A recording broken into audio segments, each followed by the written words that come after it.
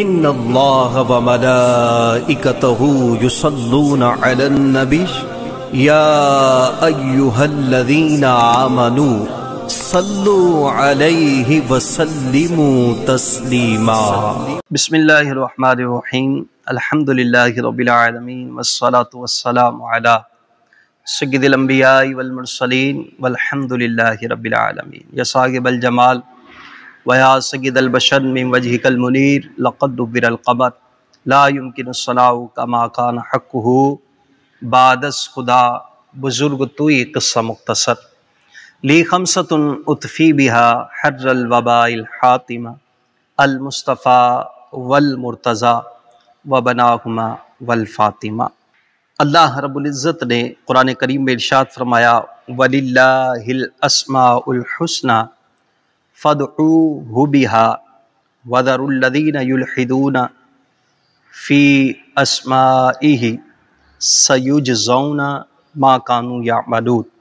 ترجمہ، اور اللہ ہی کے ہیں بہت اچھے نام، تو اسے ان ناموں سے پکارو اور ان لوگوں کو چھوڑ دو جو اس کے ناموں میں غلط راہ اختیار کرتے ہیں۔ جو کچھ وہ کرتے ہیں ان قریب ان کو اس کام کی سزا دی جائے گی۔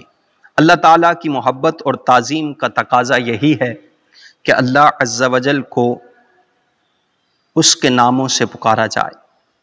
اب ہم اللہ تعالیٰ کے اسماء الحسنہ، ان کے معنی اور ان کے فضائل و برکات پر انشاءاللہ عز و جل گفتگو کریں گے۔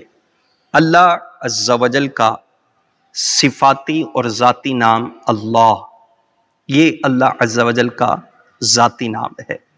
جو شخص روزانہ 1000 مرتبہ یا اللہ پڑھے گا، انشاءاللہ اس کے دل سے تمام شکوک و شبہات دور ہو جائیں گے اور عزم و یقین کی قوت نصیب ہوگی۔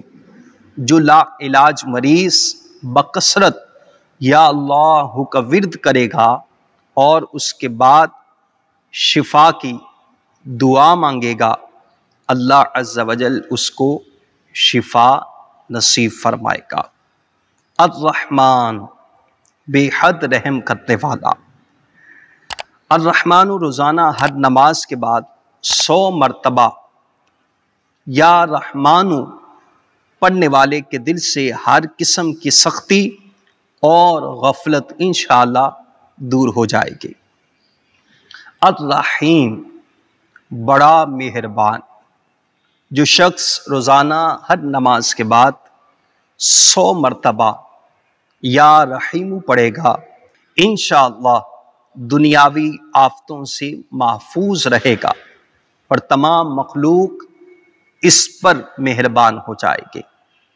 الملک، حقیقی بادشاہ۔ روزانہ صبح کی نماز کے بعد کثرت سے یا مالک پڑھنے والے کو اللہ تعالی غنی فرما دے گا انشاءاللہ۔ القدوس، برائیوں سے پاک۔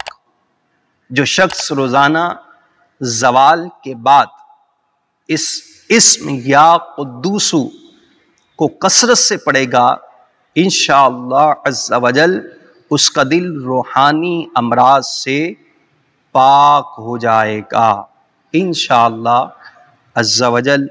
اللہ رب العزت ہم سب کو اس کے مبارک ناموں سے اس کو یاد کرنے کی توفیق اور سعادت نصیب فرمائے۔ والسلام۔